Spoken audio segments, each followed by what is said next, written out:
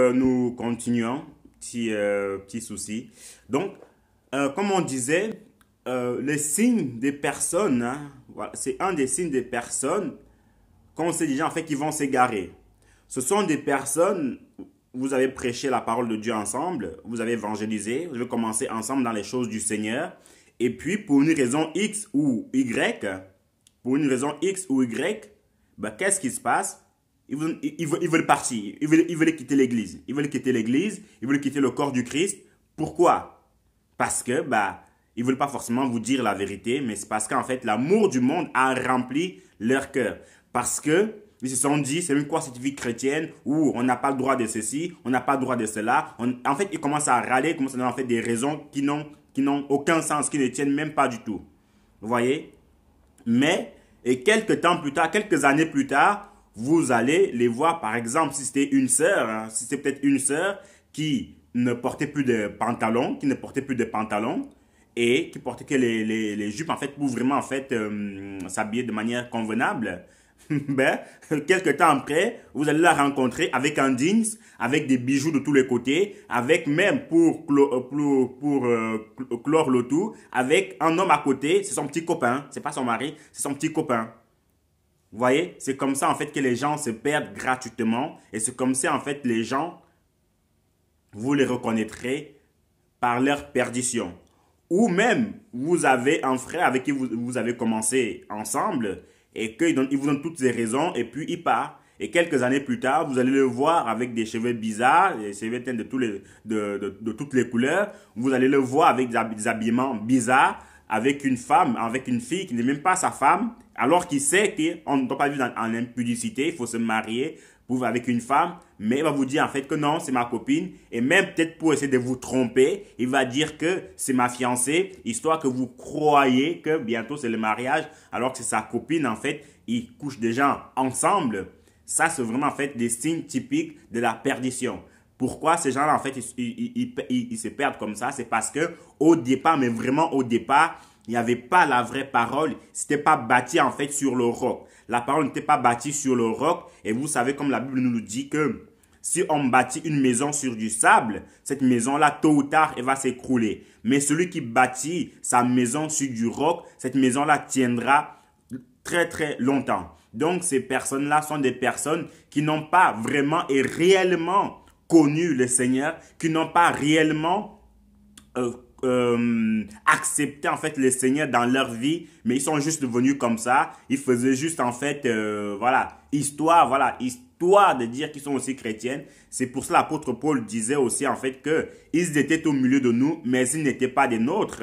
Et cela fut manifesté afin de savoir qu'ils n'étaient pas des nôtres. Vous voyez? Donc, ce sont des personnes qui sont aussi en fait à l'église. Ils font semblant, mais ils savent qu'au fond d'eux, ils ont encore l'amour du monde. Ce sont des personnes qui savent qu'au fond d'eux, bah, tôt ou tard, ça va les rattraper. C'est pour cela, dans la marche chrétienne, il faut jamais être chrétien pour faire du bien à l'autre, pour faire plaisir à l'autre. Tu dois être chrétien parce que tu as connu le Seigneur, parce que le Seigneur est ton Dieu, parce que le Seigneur est ton sauveur, parce que le Seigneur est venu mourir à la croix pour toi. Vous voyez? Donc c'est pour cela, il faut être un chrétien. Il ne faut pas être chrétien, comme vous savez, il y a des religions, voilà, parce qu'on est une bande de potes. Alors, allez, il est hindou, bah, moi je vais être hindouisme. Il est musulman, allez, moi je vais être musulman, parce qu'on est une bande d'amis, et puis c'est l'amitié. Non, la vie chrétienne, ce n'est pas comme ça. La vie chrétienne, c'est d'abord une vie individuelle, savoir que, un, tu es né seul, tu seras jugé seul.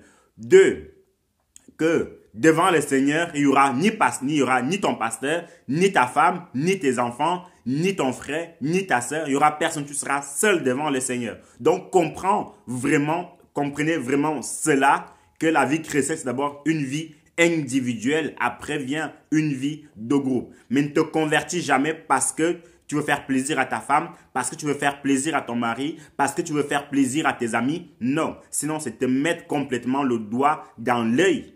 En faisant ça, c'est une erreur mortelle. Vous voyez? Et si tu es dans ce cas et que tu écoutes cette vidéo, moi je te conseille en fait de vraiment te repentir, demander pardon sincèrement au Seigneur et de faire en fait une réelle et véritable conversion devant le Seigneur. Et mon frère, ma soeur, ou toi qui passes par là, n'oublie jamais que la miséricorde de Dieu, elle est toujours là. Dieu, lui, il veut te sauver. Dieu, lui, il veut ton âme. Dieu, lui, il veut que tu ailles au paradis. Dieu, il t'aime. Mais dans son amour, il veut que tu sois sincère avec lui. Parce que le jour du jugement, il ne sera plus miséricordieux. Il sera ce qu'on appelle en fait un juste juge. Et le juste juge, c'est tu as fait comme ça, allez, prends l'autre chemin. Tu étais comme ça, allez, prends l'autre chemin. Et la Bible nous dit qu'on sera jugé conformément à la parole du Seigneur. C'est pour ça que le Seigneur disait en fait que la parole que j'ai dit, c'est elle qui vous jugera au dernier jour. Donc, c'est la Bible qui nous jugera au dernier jour. Donc, s'il y a des choses que nous savons, que nous faisons et qui vont à l'encontre de la Bible, mon frère, ma soeur, nous devons nous repentir. Mon frère, ma soeur, nous devons complètement, sincèrement demander à Dieu. Parce que si tu es dans le concubinage et que tu sais que c'est interdit, alors c'est le concubinage en fait qui va t'envoyer en enfer. Parce que le Seigneur, il dit dans les épîtres de l'apôtre Paul, il disait en fait que fuyez l'impudicité. C'est écrit noir sur blanc, c'est fuyez l'impudicité. Alors si tu ne fuis pas l'impudicité, alors c'est ce passage-là en fait qui va te condamner que fuyez l'impudicité. Si tu es une femme qui enseigne, qui prend autorité sur les hommes, peu importe ce qu'on peut dire, c'est le passage qui dit que je ne permets pas à la femme d'enseigner ni de prendre autorité sur l'homme. C'est ce passage-là en fait qui va te condamner. Vous voyez? Pour terminer, un dernier exemple parmi des millions d'autres dans la Bible, si tu es un menteur,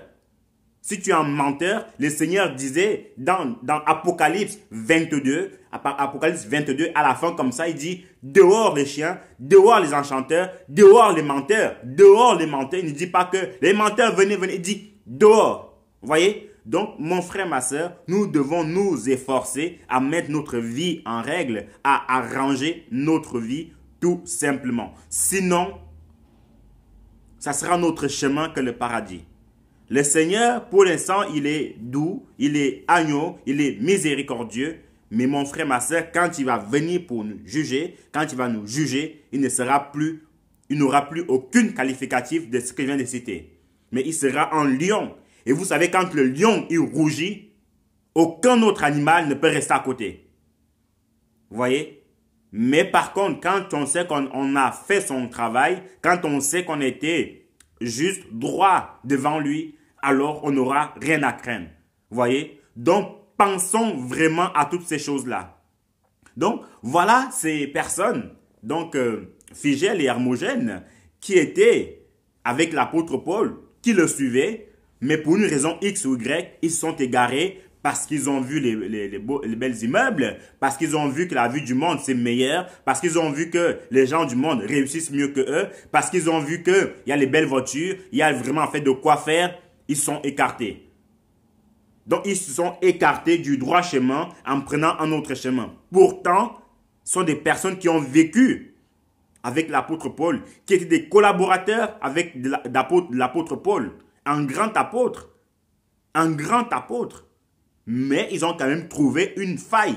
Comme quoi Satan ne dort pas. Comme quoi, même si on se croit debout, c'est pour ça même la Bible dit que celui qui est debout fasse attention de ne pas tomber.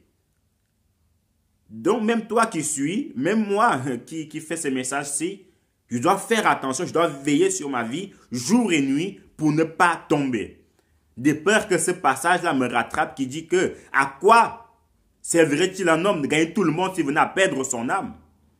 Donc, si toi, tu aspires aussi à être homme de Dieu, ou tu es déjà homme de Dieu, pasteur, prophète, évangélique, tout ce que tu veux, apôtre, tout ce que tu veux, sache que tu dois veiller jour et nuit à ta vie. Tu dois veiller jour et nuit pour tenir bon devant le Seigneur. Parce que le Seigneur, quand il va nous juger, il ne dira pas « Oh, mon apôtre, viens ici dans mes bras. Oh, mon prophète, viens ici. » Non. D'ailleurs, il dit dans Matthieu 7, verset 14 à 7 là-bas que « Ceux qui me disent Seigneur, Seigneur, n'entreront pas tous dans le royaume des cieux. » Vous voyez?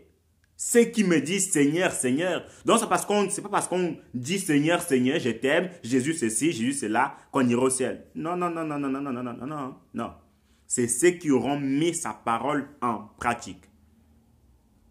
Donc, voilà ces deux personnes Figel et Hermogène, qui vont se détourner de la voie de la vérité, de la vie éternelle, pour suivre en fait une vie de perdition. Nous voyons aussi un autre exemple de Judas. Judas qui mangeait avec Jésus, Judas qui parlait avec Jésus, Judas qui voyait les miracles de Jésus, Judas qui a certainement aussi en fait opéré des miracles, Judas à qui on confie même la caisse de l'église. On confie même la caisse de l'église. Il va quand même réussir à trouver une faille pour se perdre. Il va vendre le Seigneur, et comme ça ne suffisait pas, il va encore aller se pendre. Double meurtre. 1, il trahit une personne innocente. 2, il va encore se tuer parce que c'est écrit dans Exode chapitre 20, à partir du verset 9 là-bas, que tu ne tueras point, les 10 commandements. Donc il va commettre deux meurtres. Pourtant, il pouvait bien se repentir de manière sincère. Même si c'est vrai qu'il est parti revoir les sacrificateurs en leur disant que j'ai vendu une âme innocente, prenez votre argent, j'en veux plus. Il a fait, mais ça n'a pas suffi, il s'est culpabilisé, il est parti se pendre. Donc mon frère, ma soeur, sache aussi que la culpabilité n'est pas de Dieu. Si tu sens que tu as fait un péché, tu sens que ta vie chrétienne n'est pas stable ou normale, demande pardon à Dieu. Et quand tu as fini de demander pardon sincèrement, ne te culpabilise plus. Parce que la culpabilité n'est pas de Dieu. Un enfant de Dieu ne doit pas se culpabiliser. Une fois que tu as demandé pardon, crois seulement que par la foi, que c'est bon, que c'est réglé. C'est sûr que l'ennemi viendra toujours te dire, hey, mais tu crois que Dieu t'a vraiment pardonné? Tu crois vraiment que ce que tu as fait là, Dieu peut te pardonner? Dis-lui, Satan, arrière de moi, tout simplement, point à la ligne. Ne te laisse pas abattre par la culpabilité. Ne te laisse pas abattre par la tristesse. Donc, une fois que tu as demandé pardon sincèrement, alors avance, avance, avance, avance. Le Seigneur, lui, il est prêt à nous pardonner. Chaque jour, chaque instant, chaque moment qui passe, chaque seconde qui passe, le Seigneur est prêt à nous pardonner. Vous voyez? Donc, voilà Judas qui était destiné certainement à la vie éternelle. Mais le voici, voyez-vous, qui va vendre le Seigneur. Vous me direz peut-être que c'était écrit dans les Écritures. Oui, c'est vrai, il n'y a pas de problème. Nous le savons tous. Mais ne pouvait-il pas aussi vraiment, en fait, même après avoir vendu le Seigneur, tenir bon pour ne pas aller se suicider? L'amour de l'argent. Et c'était aussi quelqu'un qui était cupide, voyez-vous. Il gardait la caisse de l'église, elle est souvent piquée. Il prenait peut-être 2 €, 10 €, 30 €, 50 €, 100 € quand on faisait la quête.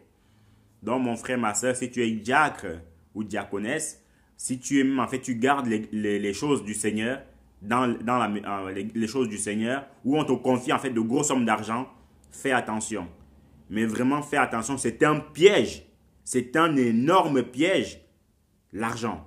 Si on te confie les choses du Seigneur, si tu n'es pas prêt, dis que non, pasteur, ou dis que apôtre, je ne suis pas prêt, donne à quelqu'un d'autre. Pour ton bien, dis que tu n'es pas prêt. Parce qu'à chaque fois que tu vas voler, tu reviendras, tu voudras toujours revoler. Et comme il y a une expression qui dit jamais 102, jamais 203, jamais 304. Donc si tu as volé une fois, l'envie, le diable va encore te dire de voler encore une deuxième fois, une troisième fois, et tu seras un jour ou l'autre, si tu ne te répands pas sincèrement, tu seras exposé dans l'église entière, comme quoi le diacre de l'église a piqué la caisse, il est parti faire ses projets. Donc, si tu n'es pas prêt vraiment à garder les choses du Seigneur, dis que non, je ne suis pas prêt. Ce n'est pas une honte, hein? Dis seulement que je ne suis pas prêt. Il n'y a qu'à voir l'exemple de Judas. Donc, nous voyons un autre exemple de Démas, qui était aussi en compagnie de l'apôtre Paul, un collaborateur de l'apôtre Paul. Mais Démas aussi, il va voir les belles femmes du monde, il va voir comment la nourriture elle est bien, il va voir comment il faut faire des projets, il va voir comment, waouh, il se dit, attends, tous les jours on me dit de jeûner, tous les jours on me dit d'aller à l'église, tous les jours on me dit de prêcher la parole de Dieu, tous les jours on me dit de prier. Non, c'est trop, c'est même quoi cette vie? Moi, je peux m'aller dans le monde, faire ma vie, faire mes projets. En plus, je suis encore jeune, je suis encore rempli de vigueur. Il faut que je me fasse une petite beauté pour séduire toutes les femmes. Peut-être même je pourrais en avoir une dans mon épaule-ci, une dans mon épaule là, et puis tranquille. C'est même quoi le problème? Allez, il est parti. Voilà Démas qui marchait avec l'apôtre Paul. Voilà Démas qui a vu les miracles, les paralytiques marcher, les boiteux marcher, l'ombre, les mouchoirs de Paul guérir les malades. Mais il va quand même réussir à se perdre. Vous voyez, c'est terrible. C'est pour dire quoi? C'est pour dire que, souvenez-vous de ce que le Seigneur disait dans les évangiles, que même les élus seront séduits. Certainement que Phygèle, Hermogène et Démas, c'était des élus pour aller au ciel. Mais ils ont été séduits. Mon frère, ma soeur, il faut savoir une chose, hein, mais vraiment un conseil gratuit. Hein. Ce n'est pas parce que tu fais des miracles aujourd'hui, tu ressuscites les morts, c'est bien, bravo, que le Seigneur te bénisse mon frère, bravo, c'est bien. Mais sache que plus tu seras élevé, et plus en fait les tentations seront rudes. Vous voyez? Plus tu seras élevé, plus les tentations seront rudes. Et le diable aime bien ce genre de personnes qui sont élevées. Donc, plus tu es élevé, tu dois encore fermer les portes, tu dois encore veiller pour pas que tu tombes. Vous voyez? Il y en a eu qui sont beaucoup tombés. Parce qu'ils n'ont pas fait attention à l'orgueil, ils n'ont pas fait attention à l'arrogance, ils n'ont pas fait attention à leur marche spirituelle. Et puis, qu'est-ce qui s'est passé? Ils sont tombés. Pourquoi ils sont tombés? Parce que, l'orgueil, l'arrogance en fait, a pris le dessus. C'est pour cela, mon frère, ma soeur, un conseil gratuit. À chaque fois que tu pries, demande toujours au Seigneur d'enlever de toi l'orgueil, l'arrogance et tout ce qui ne l'honore pas dans ta vie. Parce que ce sont ces choses-là par lesquelles le diable était tombé au ciel. L'orgueil, l'arrogance. Il y en a encore beaucoup plus. Vous voyez? Donc, faisons vraiment attention. Ne soyons pas de ceux qui se perdent, mais soyons de ceux-là qui cherchent à aller au ciel. Faisons-nous violence pour aller au ciel. Le Seigneur est prêt à nous sauver. Le Seigneur, il dit, venez à moi, vous tous qui êtes fatigués et chargés, et je vous donnerai du repos. Donc, si tu sens que ta vie chrétienne, elle est difficile, elle est ceci, elle est cela, oui, on comprend. C'est vrai, elle est difficile, elle est cela, on comprend. Mais mon frère, ma soeur, remets-toi au Seigneur, donne ta vie au Seigneur, donne tous tes soucis, tous tes fardeaux au Seigneur, et il s'occupera de tout. Faisons-lui confiance, faisons-lui sincèrement confiance. Il sait tout, il voit tout, faisons-lui confiance. Vaut mieux mal commencer et bien finir que de bien commencer et mal finir. Que le Seigneur vous bénisse abondamment. C'est toujours un plaisir de pouvoir partager la parole du Seigneur. Priez aussi beaucoup pour moi. Prions les uns pour les autres. Prions pour les prisonniers. Prions pour les veuves. Prions pour les orphelins. Prions pour les serviteurs du Seigneur. Prions pour ceux qui sont perdus. Prions pour ceux qui ont même à cœur de se perdre. Hein? Parce que vous savez, il y en a qui sont en train de mijoter dans leur tête que non, cette vie-là, j'en peux plus moi. C'est même quoi le problème? Je vais partir. Donc prions aussi pour cela. Prions aussi pour les sorciers, les satanistes, les féticheurs, les marabouts, parce que ce sont des personnes qui ont besoin de la main du Seigneur parce que le diable a aveuglé leurs yeux. Donc prions vraiment pour toutes ces personnes-là. Prions aussi pour les autorités, à savoir les présidents, les ministres, les députés, vraiment tout ce monde-là. Prions pour eux, même si beaucoup en fait ont signé des pactes avec le diable. Mais nous savons que le Seigneur est encore plus puissant, le Seigneur est encore plus merveilleux et son amour en fait, voilà, son amour va vers tous ceux qui le désirent. Donc ne disons pas que, mais t'as vu comme il dirige notre pays, mais t'as vu comment il se comporte. Oui, on connaît tout ça, on sait. Mais mon frère, ma soeur, si tu es chrétien maintenant, c'est parce que d'autres ont prié pour toi, alors que tu allais chaque samedi dans les boîtes de nuit, alors que tu allais chaque samedi dans les discothèques, alors que toi, tant que tu ne couchais pas avec 10 femmes dans la semaine, tu n'étais pas satisfait. Donc, tu n'es pas meilleur que eux, je ne suis pas meilleur que eux. Voyez?